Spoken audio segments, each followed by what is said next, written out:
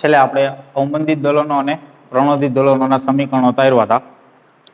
એટલે અહીંયા આપણે આ ચેપ્ટરની થિયરીઓ પૂરી થાય છે. એક્ઝામ્પલ લગભગ 1 થી 10 બધા આવી ગયા. બરાબર. સ્વાધ્યાયની અંદર સ્ટાર્ટિંગમાં જોયા હતા 8 સુધી. 9મો સ્વાધ્યાયમાં 9મો એક્ઝામ્પલ જોઈએ. જો આકૃતિ બતાવેલી છે એના માટે.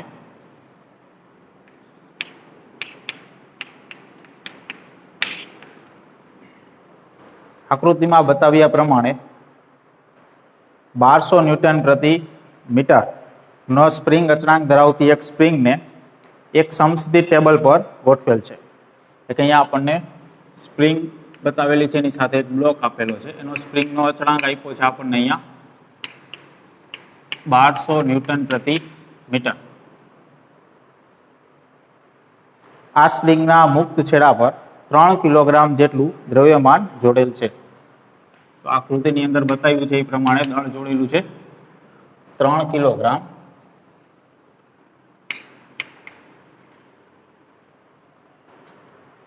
અને આ દ્રવ્યમાનને એક બાજુ 2 સેન્ટીમીટરના અંતર સુધી ખેંચીને મુક્ત કરવામાં આવે છે. એટલે કે અહીંયા આપણને આ રીતે આકૃતિ બતાવેલી છે.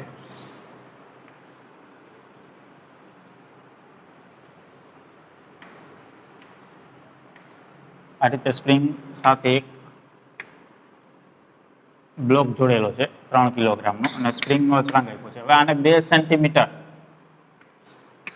જેટલું ખેંચી અને મુક્ત કરવામાં આવે છે. તો 2 સેન્ટીમીટરના અંતર જેટલું ખેંચી અને મુક્ત કરીએ એટલે 2 સેન્ટીમીટરના કંપવિસ્તાર સાથે દોલનો કરશે. એટલે કે 2 સેન્ટીમીટર જે કિંમત આપી એ આપણને કંપવિસ્તારની આપેલી કહેવાય. મહત્તમ સ્થાનાંતર 2 સેન્ટીમીટર ખેંચી અને મુક્ત કરવામાં આવે છે. બરાબર. તો શું ગણવાનું કીધું છે આપણને અહીંયા? એક તો આવૃત્તિ કીધી દોલનની. પેલું ગણવાનું કીધું છે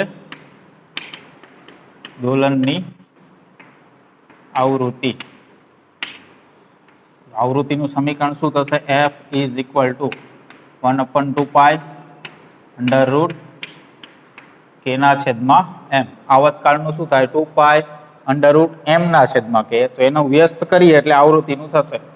બરાબર. 1/2π √k ના છેદમાં m. તો આની અંદર કિંમત જ મૂકવાની છે, આપેલી જ છે. બરાબર.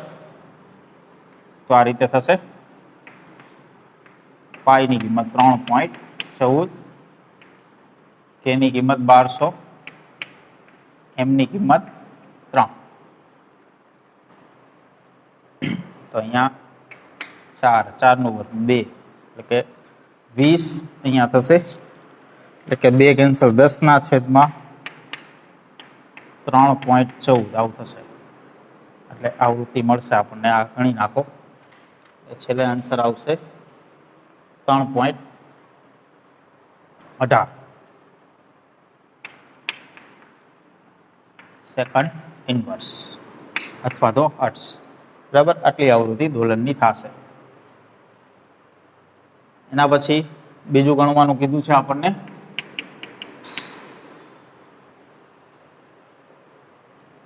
મહત્તમ પ્રવેગ.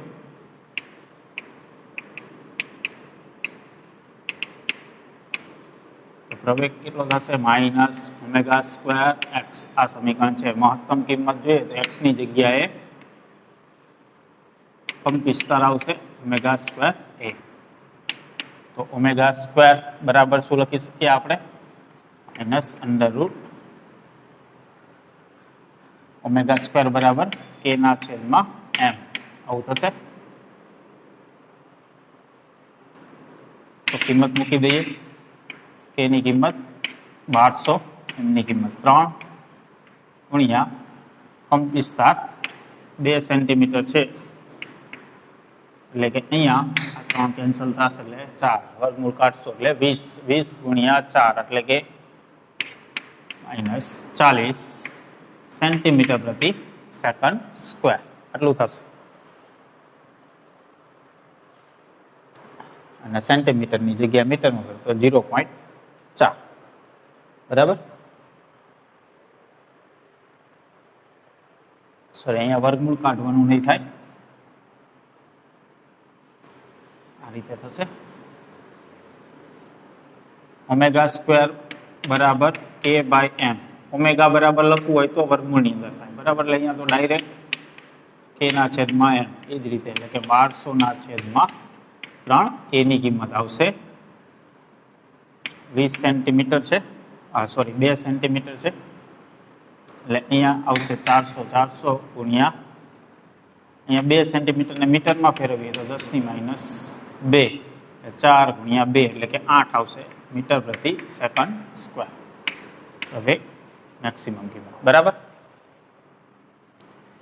ત્રીજું શું ગણવાનું કીધું છે? મહત્તમ ઝડપ. તો v મેક્સિમમ a ઓમેગા થશે. v મેક્સિમમ એટલે એની કિંમત 2 સેન્ટીમીટર છે, 2 ગુણ્યા 10 ની માઇનસ 2. ઓમેગાની કિંમત વર્ગમૂળની અંદર k ના છેદમાં m એવું થશે 2 ગુણ્યા 10 ની માઇનસ 2, વર્ગમૂળની અંદર k ની કિંમત 1200, m ની કિંમત 3, એટલે આ થશે 20 કે 40 અને 10 ની માઇનસ 2 એટલે 0.4 મીટર પ્રતિ સેકન્ડ. v મેક્સિમમની કિંમત 0.4. તો આ 3 કિંમત આપણને ગણવાની કીધી હતી બરાબર, જે આપેલી છે કિંમત એટલે સૂત્ર જ લખવાના છે, કિંમત ખાલી મૂકશો એટલે તરત જ જવાબ મળી જશે. એના પછી એની સાથે જ સંકળાયેલો છે પ્રશ્ન આના માટે જ. તો એવું કીધું છે કે આ જે પ્રશ્ન છે એના માટે સ્પ્રિંગને ખેંચેલી ના હોય ત્યારની દ્રવ્યમાન સ્થિતિને x બરાબર 0 લઈએ, એટલે કે મૂળ સ્થિતિ છે જે ધારો કે આ સ્થિતિમાં છે બરાબર, આને આપણે x બરાબર 0 કહીએ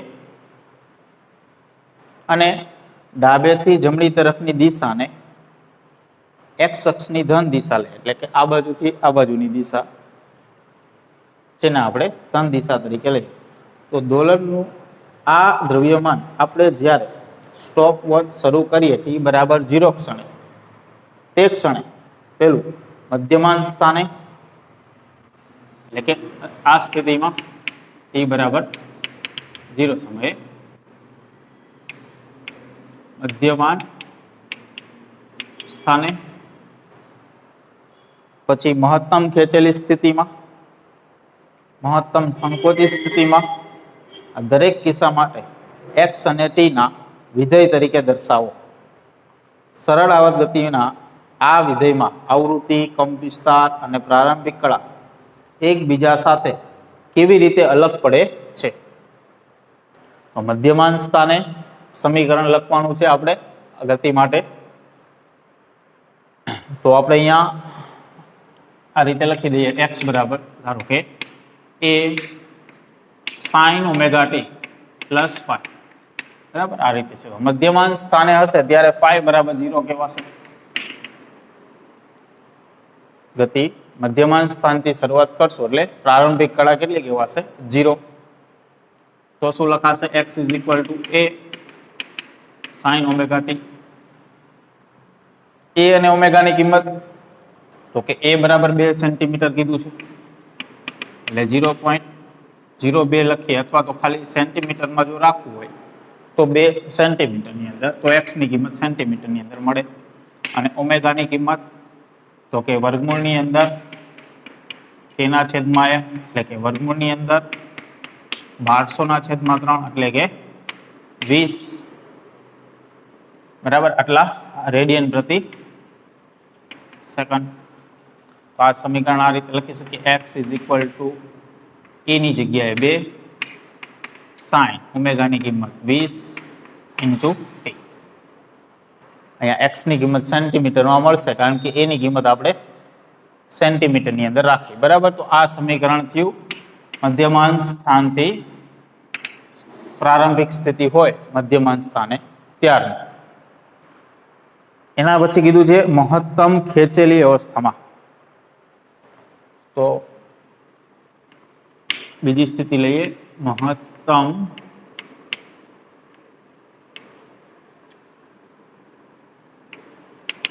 ખેંચેલી અવસ્થા એટલે આ રીતે થશે.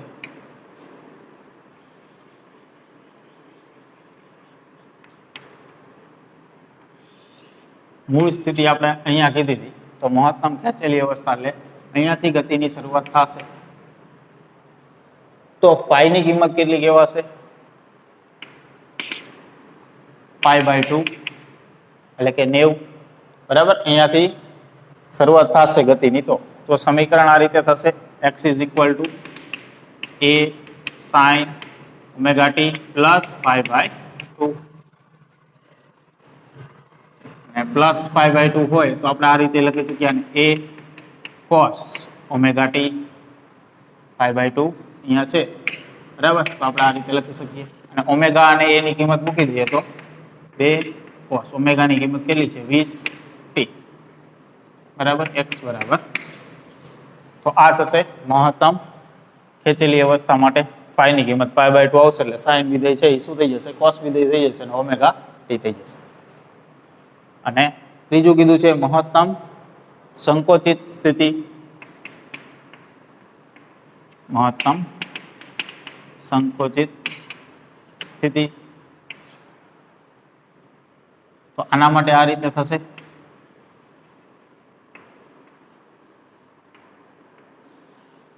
પદાર્થની પ્રારંભિક સ્થિતિ આ છે, તો મહત્તમ સંકોચન થાય અહીંયાથી પદાર્થ ગતિ કરવાની શરૂઆત કરે તો એના માટે phi ની કિંમત થશે 3π/2. બરાબર, આ બાજુ હશે તો π/2 થશે, મધ્યમાં હશે 0 થશે, આ બાજુથી હશે તો 3π/2 થશે. તો આ રીતે થશે. x બરાબર a ની કિંમત કેટલી? તો કે 2 sin ઓમેગા ની કિંમત 20t પ્લસ 3π/2 આવું થશે. તો 3π/2 પ્લસ ખૂણો છે એટલે ચોથું ચરણ થાય. ચોથા ચરણની અંદર સાઇન વિધેયની કિંમત માઇનસ આવશે તો -2 સાઇન નું થઈ જશે cos 3π/2 છે એટલે 20t એમને એમ રહેશે. આ રીતે થશે. બરાબર, અહીંયા 3π/2 છે એટલે કેટલો ખૂણો કહેવાય? 270 એટલે કે +20t એટલો ખૂણો છે. એટલે ચરણ કયું થશે? ચોથું ચરણ. ચોથા ચરણમાં સાઇન વિધેય માઇનસ હશે એટલે સાઇન નું 3π/2 છે એટલે cos થઈ જશે, 20t એમનું એમ રહેશે. બરાબર, અને ખૂણો કિંમત માઇનસ આવશે એટલે આગળ માઇનસ અને આ રીતે રહેશે. તો આ આપણે જુદી જુદી 3 સ્થિતિની અંદર સમીકરણો આપણે આવી રીતે લખી શકીએ. બરાબર, એના પછી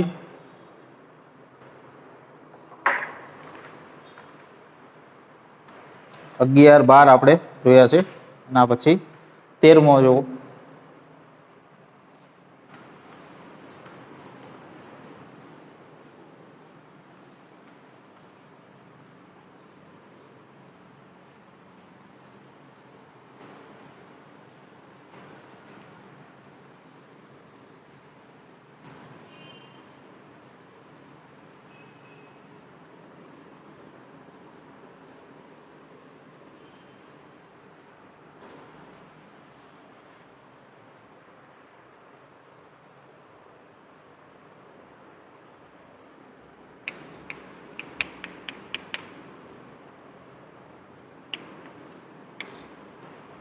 જેની અંદર આકૃતિ બતાવી છે કે આકૃતિ એમાં બતાવેલ છે કે કે બળ અચળાંક વાળી એક સ્પ્રિંગના એક છેડાને દર રીતે જોડેલ છે અને તેના મુક્ત છેડા સાથે m દ્રવ્યમાન જોડેલ છે. મુક્ત છેડા પર લગાડવામાં આવતું બળ F એ સ્પ્રિંગને ખેંચે છે અને આકૃતિ બી બતાવી છે એમાં સ્પ્રિંગના બંને મુક્ત છેડે m દ્રવ્યમાન જોડેલ છે. તો આકૃતિ બી માની સ્પ્રિંગના દરેક છેડાને એક સમાન બળ F દ્વારા ખેંચવામાં આવેલ છે. તો બંને કિસ્સામાં સ્પ્રિંગનું મહત્તમ વિસ્તરણ કેટલું છે? પછી બીજું, જો આકૃતિ એ માનું દ્રવ્યમાન અને આકૃતિ બી ના બે દ્રવ્યમાનને જો મુક્ત કરવામાં આવે તો દરેક કિસ્સામાં આવતકાળ કેટલો હશે? બરાબર, તો પહેલા તો સ્થાનાંતર અને પછી આવતકાળ, બંને કિસ્સા માટે. તો પહેલા કિસ્સાની અંદર જોઈએ આ રીતે એક જ સ્પ્રિંગ છે એની સાથે એક દ્રવ્યમાન m દળનું જોડેલું છે. આ રીતે F બળ લગાડવામાં આવે છે. બરાબર. હવે ધારો કે y જેટલું સ્પ્રિંગ ખેંચાશે, આપણે આવું લખી શકીએ F - ky. બરાબર. તો y જેટલું જો સ્પ્રિંગ ખેંચાતી હોય તો y શું થશે? F ના છેદમાં માઇનસ k. F ની જગ્યાએ આપણે m a એવું લખવું હોય તો પણ લખી શકીએ. તો આટલું વિસ્તરણ થશે સ્પ્રિંગ. આવતકાળ લખવો હોય તો શું થશે? p = 2 પાઈ અંડર રૂટ m ના છેદમાં k. બરાબર, આટલું થશે. તો આ સ્થિતિ તો આપણે સમજ્યા છે. પરંતુ જે બીજી આકૃતિ આપેલી છે એ જોઈએ, જેની અંદર આ રીતે એક બ્લોક બતાવ્યો છે, એની સાથે આ રીતે એક બીજો બ્લોક છે અને આ બે વચ્ચે એક સ્પ્રિંગ જોડી દીધી છે બીજી આકૃતિની અંદર, અને બળ લગાડવામાં આવે છે બંને સાઈડ કે આ રીતે F છે અને કે સ્પ્રિંગ અચળાંક હોય એવી એક સ્પ્રિંગ છે અને બંનેના દળ m છે. આ રીતે છે. બરાબર. તો આ રીતે આકૃતિ બતાવેલી છે બીજી. તો સ્થાનાંતર કેટલું થાય એ ગણવું હોય તો જો આ બાજુથી ધારો કે આ y જેટલું ખેંચશે તો આ બાજુથી પણ આ y જેટલું ખેંચાશે, કેમ કે બંને બાજુ બળ સરખું છે, દળ સરખું છે, સ્પ્રિંગ એક જ છે, બંને બાજુ સરખી જ સ્પ્રિંગ ખેંચાશે. તો ટોટલ સ્થાનાંતર કેટલું થશે? y' બરાબર y + y = 2y. આટલું સ્થાનાંતર થશે.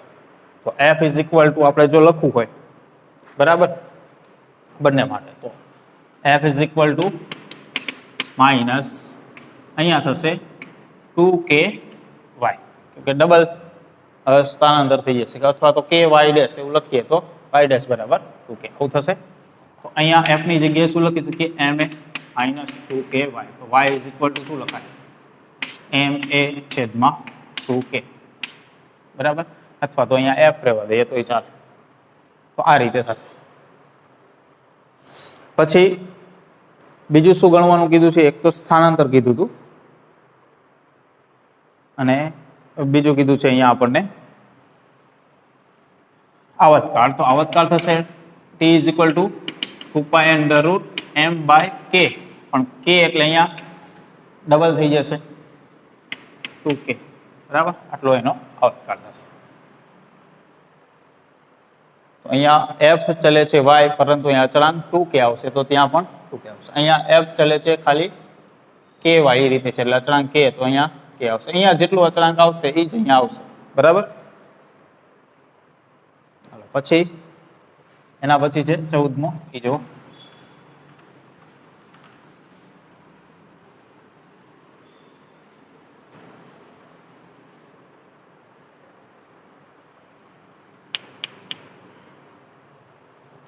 એક એન્જિનના સિલિન્ડર હેડમાં પિસ્ટન 1 મીટરનો સ્ટોક એટલે કે કંપ વિસ્તાર કરતા બમણી ધરાવે છે.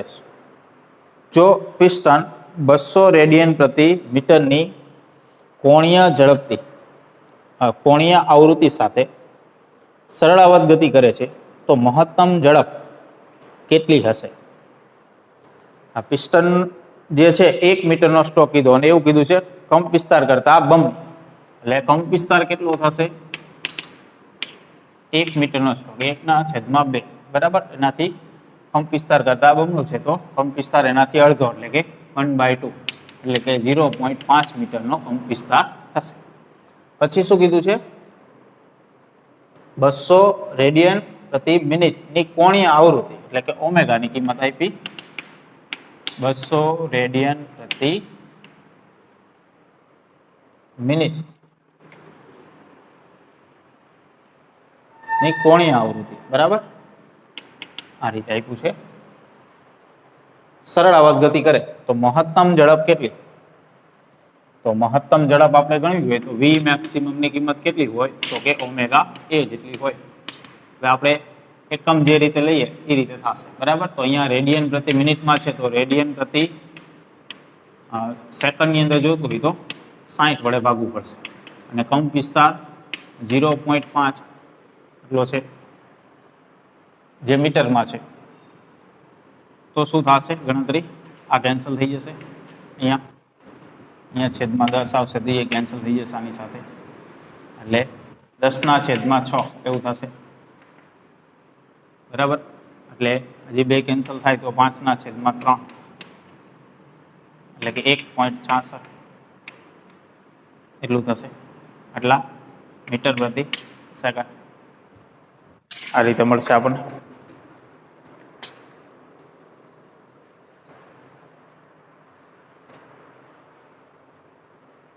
ચલો એના પછી આ એક જ ગણવાનું કીધું હતું આમાં 15મું.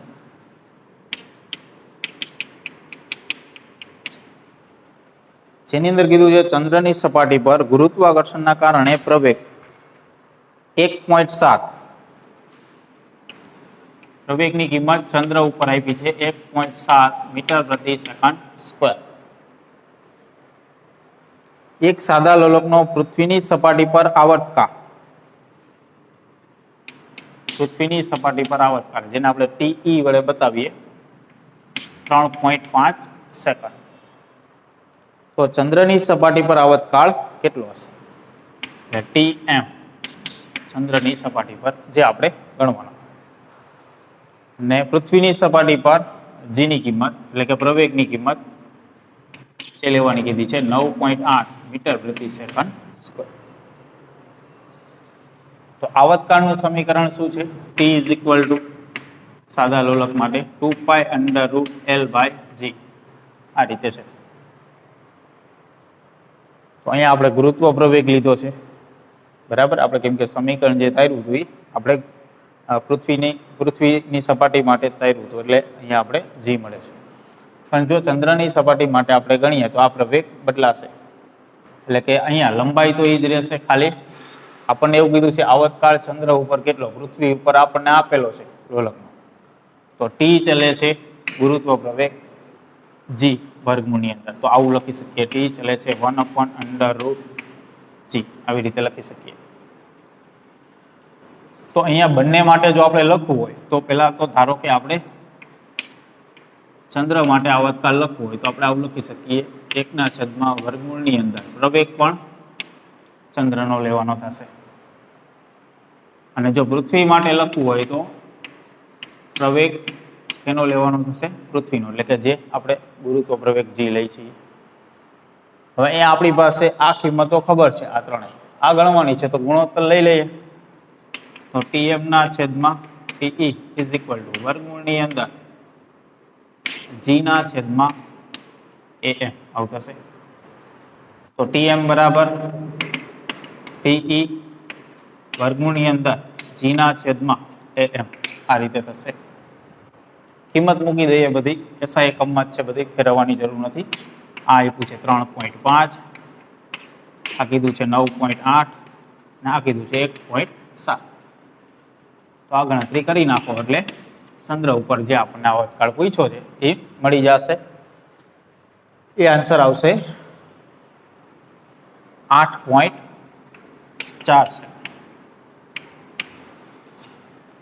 તો જો આપણે આવર્તકાળ સમજી શકીએ, પ્રવેગ ઓછો છે તો આવર્તકાળ વધુ મળે, એટલે કે પૃથ્વીની સપાટી પર દોલનો ઝડપથી થાય છે, જ્યારે ચંદ્રની સપાટી પર દોલનો ધીમા થશે.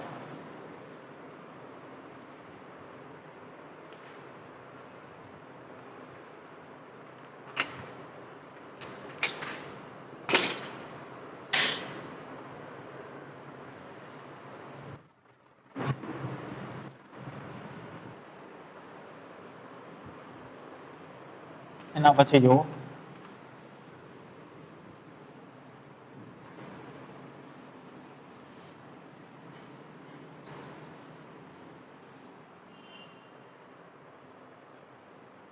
અઢારમો,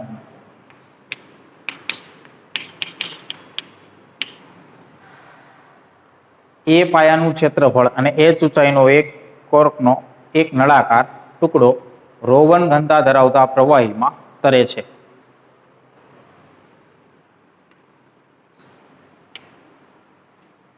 ધારો કે કોઈ એક પ્રવાહી છે, એની અંદર એક નળાકાર ટુકડો આની અંદર તરે છે. હવે આ નળાકારના આડછેદનું ક્ષેત્રફળ કીધું છે એ, ઊંચાઈ કીધી છે h, બરાબર, અને જે પ્રવાહી છે એની ઘનતા કીધી છે ρ1, અને પદાર્થ જે કીધો છે નળાકાર એની ઘનતા ρ જેટલી કીધેલી છે. બરાબર, આ રીતે આપ્યું છે. તો નળાકાર ની ઘનતા એ ρ જેટલી કીધી છે, અને પ્રવાહીની ઘનતા એ ρ1 જેટલી કીધી છે. આ કોર્કને સહેજ ડુબાડીને પછી મુક્ત કરવામાં આવે છે. તો બતાવો કે કોર્ક ઉપર નીચે સરળ આવત દોલનો કરે છે અને આવતકાળ t = 2π √h ρ છેદમાં ρ1g આટલો થાય. એટલે આને સહેજ આપણે ડુબાડીએ અને મુક્ત કરીએ તો દોલનો કરશે. તો એ દોલનો સરળ આવત દોલનો છે એવું સાબિત કરો, અને એ જે દોલનો થાય છે એનો આવતકાળ આટલો છે એવું સાબિત કરવાનું આપણને કીધું. બરાબર, તો સરળ આવત ગતિ આપણે સાબિત કરવી હોય તો બળ અને સ્થાનાંતર સમપ્રમાણમાં છે એવી ગતિ થાય છે એ આપણે સાબિત કરવું પડે. બરાબર, અને પછી આપણે આવતકાળ પણ ગણી શકીએ. તો પહેલા તો અહીંયા આપણે વિચારીએ કે આ જે નળાકાર છે એને આપણે ડુબાડીએ અને પછી મૂકીએ તો એના ઉપર જે બળ લાગશે એ ઉપલાવક બળ હશે પ્રવાહીના કારણે. અને ઉપલાવક બળ કેટલું હોય તો કે જેટલું પ્રવાહી વિસ્થાપિત થયું હોય, એટલે કે પદાર્થે જેટલી જગ્યા પ્રવાહીની અંદર રોકી હોય અને જેટલું પ્રવાહી વિસ્થાપિત થયું હશે એની જગ્યાથી, એ પ્રવાહીનું જે વજન હશે એટલું આના ઉપર ઉપલાવક બળ લાગશે. અને કઈ દિશામાં લાગશે? ઉપરની તરફ. તો આપણે એવું ધારી લઈએ કે ધારો કે અહીંયા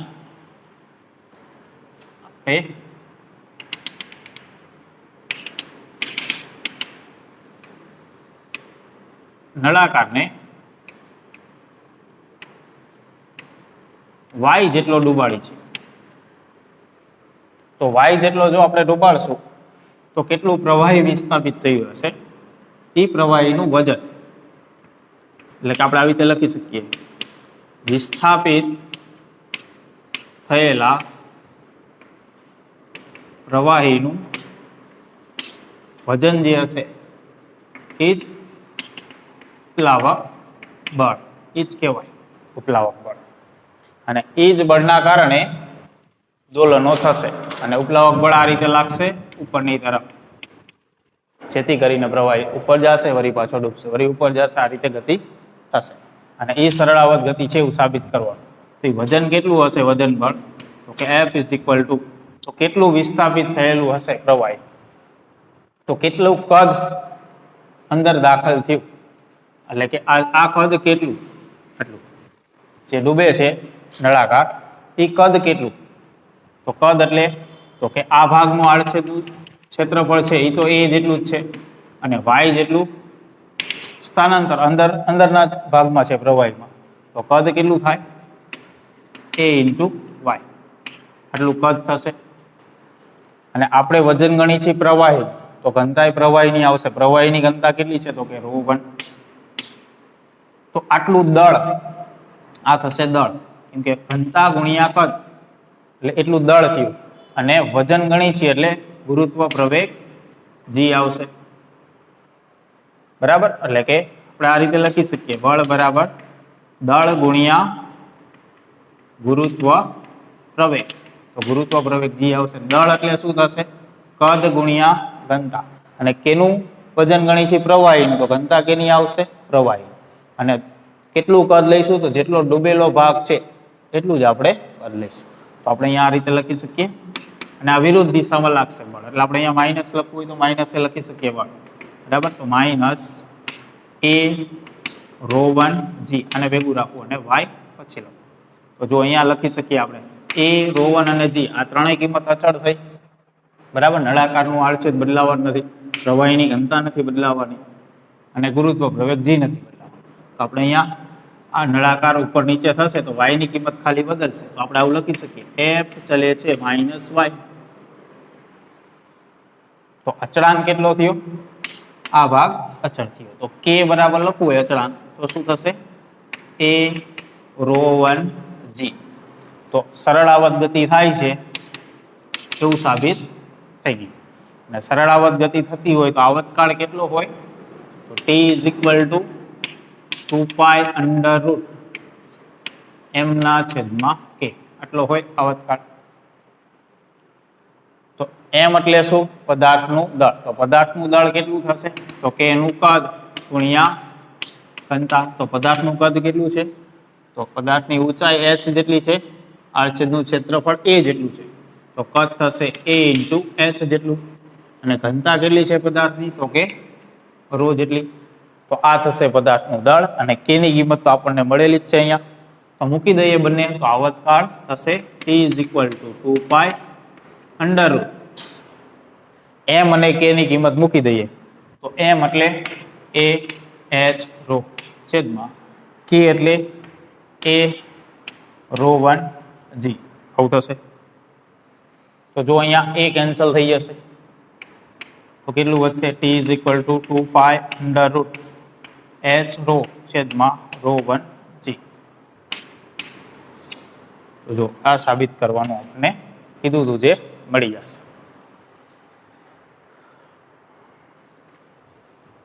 એ જ રીતે હજી એના પછી છે એ જુઓ.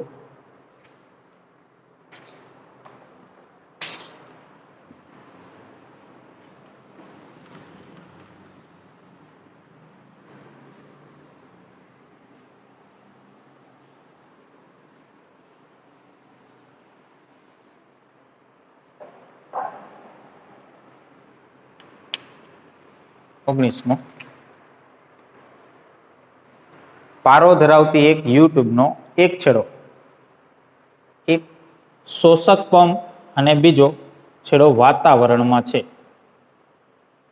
બે કોલમ વચ્ચે નાનો દબાણનો તફાવત જાળવવામાં આવે છે. તો બતાવો કે જ્યારે સક્શન પંપ દૂર કરવામાં આવે છે તો યુટ્યુબમાં પારાનો સ્તંભ સરળ આવત ગતિ કરે છે.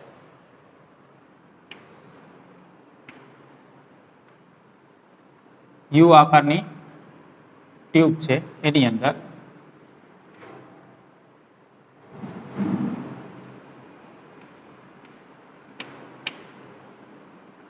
આ રીતે પ્રવાહી ભરેલ. એક છેડો વાતાવરણમાં ખુલ્લો છે ને એક છેડા તરફથી પંપ એટલે કે અહીંયાથી આપણે આ સપાટીને નીચે લઈ આવીએ છીએ. ધારો કે હું એમ કહું h જેટલી નીચે લઈ આવીએ તો આ સપાટી h જેટલી ઉપર જશે. તો બે વચ્ચે તફાવત કેટલો જોવા મળશે? ધારો કે અહીંયા ઉપર આવશે અને આ ધારો કે h જેટલી નીચે જશે. તો બે વચ્ચે તફાવત આપણને અહીંયા 2h જેટલો જોવા મળશે. તો દબાણ કેટલું લાગશે અહીંયા સ્તંભ દ્વારા? તો અહીંયા લાગતું દબાણ થશે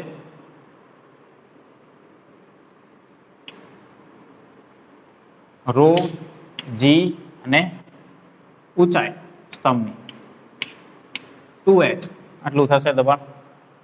ρ શું થશે? પ્રવાહીની ઘનતા જે આ છે બરાબર, જે આપણને અહીંયા એવું કંઈ કીધું નથી. આપણે ધારી લઈએ કે ρ જે છે એ પ્રવાહીની ઘનતા છે. તો દબાણ આટલું થશે. તો અહીંયા બળ કેટલું લાગશે? તો કે દબાણ ગુણ્યા ક્ષેત્રફળ જેટલું. તો દબાણ કેટલું છે અહીંયા આપણને? ρ g 2h × a આ રીતે થશે. તો જો અહીંયા F બરાબર 2a ρ g × h આ રીતે છે. તો આ બધી કિંમત જે છે એ અચળ થશે. એટલે કે અહીંયા આપણે કહી શકીએ F ચલે છે h, કેમ કે a એટલે આ ભાગનું ક્ષેત્રફળ છે જે બદલાશે નહીં. ρ એટલે પ્રવાહીની ઘનતા છે, g એટલે ગુરુત્વ પ્રવેગ છે, તો આ એકે બદલાશે નહીં. તો અહીંયા h બદલાશે. એટલે કે અહીંયાથી હવે આપણે બળ લગાડી અને મૂકી દઈએ તો આ રીતે દોલનો થશે. તો દોલનો થશે તો h ની કિંમત બદલતી જશે બરાબર, ઊંચાઈ ઘટશે. એટલે કે h અને f આ બંને સમપ્રમાણમાં થશે.